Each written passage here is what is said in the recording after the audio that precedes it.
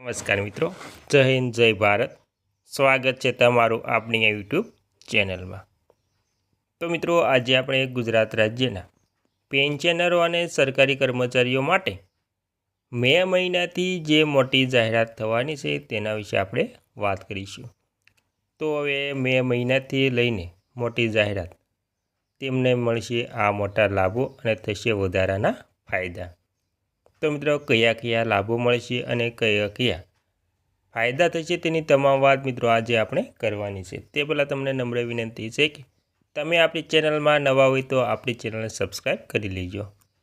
તો મિત્રો, બધી જ વાત વિગતવાર જાણીએ તો 8મા પગાર પંચની સ્થાપનાને કેન્દ્રના પગલાંથી ફરી એકવાર સરકારી કર્મચારીઓના પગાર, પેન્શન અને ભથ્થા પર પ્રકાશ પાડ્યો છે. અપેક્ષાઓ ઊંચી હોવા છતાં પ્રક્રિયા હજુ પણ ચાલુ છે અને અંતિમ ભલામણો હજુ સુધી રજૂ કરવામાં આવી નથી. કેન્દ્ર સરકારના કર્મચારીઓ અને પેન્શનરોના પગાર માળખા સુધારા કરવા માટે દર 10 વર્ષે પગાર પંચની રચના કરવામાં આવે છે. ગયા વર્ષે જાન્યુઆરીમાં જાહેર કરાયેલા 8મા પગાર પંચ સ્વતંત્રતા પછીની આ શ્રેણીમાં નવીનતમ છે કે તેની ભૂમિકા ફક્ત પગારથી આગળ વધે છે. તે ભથ્થા, પેન્શન, નિવૃત્તિના લાભો અને સરકાર માટે વ્યાપક નાણાકીય અસરો પર પણ ધ્યાન આપે છે. 8મું પગાર પંચ છે શું? તો કેન્દ્ર સરકારના કર્મચારીઓ અને પેન્શનરો માટે પગાર, ભથ્થા અને પેન્શન માળખાની ફેરફારની ભલામણો કરવા માટે 8મું કેન્દ્રીય પગાર પંચ સ્થાપિત કરવામાં આવ્યું હોય છે. તેની ભલામણો લાખો કર્મચારીઓને અસર કરે છે તેવી અપેક્ષા છે અને તે આવક, સરકારી ખર્ચ અને આર્થિક વલણો પ્રભાવિત કરે છે. તે જ રીતે તેનું નજીકથી નિરીક્ષણ પણ કરવામાં આવે છે. અને મિત્રો, ત્યારબાદ મહત્ત્વની વાત કરીએ તો પેનલની અધ્યક્ષતા સુપ્રીમ કોર્ટના ભૂતપૂર્વ ન્યાયાધીશ રંજના પ્રકાશ દેસાઈ કરે છે. તેમાં નાણાંના પ્રોફેસર અને પ્રધાનમંત્રી આર્થિક સલાહકાર પરિષદના સભ્ય પુલક ઘોષનો સમાવેશ થાય છે.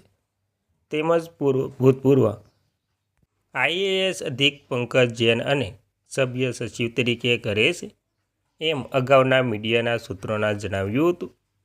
કમિશન હાલમાં કર્મચારી સંગઠનો, મંત્રાલયો, શ્રમ જૂથો અને પેન્શન સંસ્થાઓ વિવિધ હિસ્સેદારો સાથે સલાહ સૂચન કરી રહ્યા છે. તેને ઔપચારિક રીતે રજૂઆતો આમંત્રિત કરી છે અને 8મા પગાર પંચ દ્વારા જારી કરાયેલા સત્તાવાર સૂચનો અનુસાર તેની ભલામણોને અંતિમ સ્વરૂપ આપતા પહેલાં 24 એપ્રિલ 2026ના રોજ દેહરાદૂન ખાતે એક સુનિશ્ચિત બેઠક સહિત પરામર્શ કરી રહ્યું છે. અને જો કે કમિશનને 17 જાન્યુઆરી 2025ના રોજ સૂચિત કરવામાં આવ્યું હતું અને તારીખ 1 જાન્યુઆરી 2026થી અમલમાં આવનારી અપેક્ષા હતી. અંતિમ અહેવાલો હજુ પણ બાકી છે. ભૂતકાળના વલણો સૂચવે છે કે અમલીકરણમાં સમય લાગે છે. 7મા પગાર પંચને લગભગ 2.5 વર્ષ, 6ઠ્ઠા પગાર પંચને 2 વર્ષ અને 5મા પગાર પંચને અમલમાં આવવામાં લગભગ 3.5 વર્ષ લાગ્યા હતા. ફિટમેન્ટ ફેક્ટરની વાત કરીએ તો બધી ગણતરીઓનો કેન્દ્ર ફિટમેન્ટ ફેક્ટર કરે છે. મૂળભૂત પગાર સુધારો કરવા માટે વપરાતો ગુણાંક આ પરિબળ જેટલું ઊંચું હશે, પગાર અને પેન્શનમાં એટલો જ મોટો વધારો થશે. ત્યારબાદ કોને થશે ફાયદો? તો મિત્રો, આ સુધારાઓથી સંરક્ષણના કર્મચારીઓ સહિત લગભગ 50 લાખ કેન્દ્ર સરકારના કર્મચારીઓ અને લગભગ 65 લાખ પેન્શનરોને પ્રભાવિત થઈ શકે છે. પ્રવેશ સ્તરે અંતિમ ફિટમેન્ટ ફેક્ટર પરિબળના આધારે મૂળભૂત પગાર 18,000થી વધીને લગભગ 51,480 થઈ શકે છે. મિત્રો, આ માળખું 18 સ્તરોને આવરી લેશે.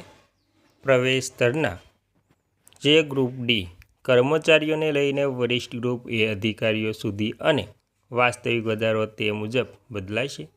રૂઢિચુસ્ત અંદાજ સાથે પણ વધારો વિવિધ સ્તરોમાં ₹38,500થી વધી 2 લાખથી વધુ હોઈ શકે છે. પેન્શનમાં પણ વધારો થવાની સંભાવના છે. મૂળભૂત પગારમાં કોઈપણ સુધારો સીધી પેન્શનને અસર કરે છે. હાલમાં લઘુત્તમ પેન્શન 9,000ની આસપાસ છે. નવા માળખા સાથે તે કમિશન દ્વારા આપનારા આવેલા અંતિમ ફોર્મ્યુલાના આધારે રૂપિયા 22,500 અને 25,200ની વચ્ચે વધી શકે છે.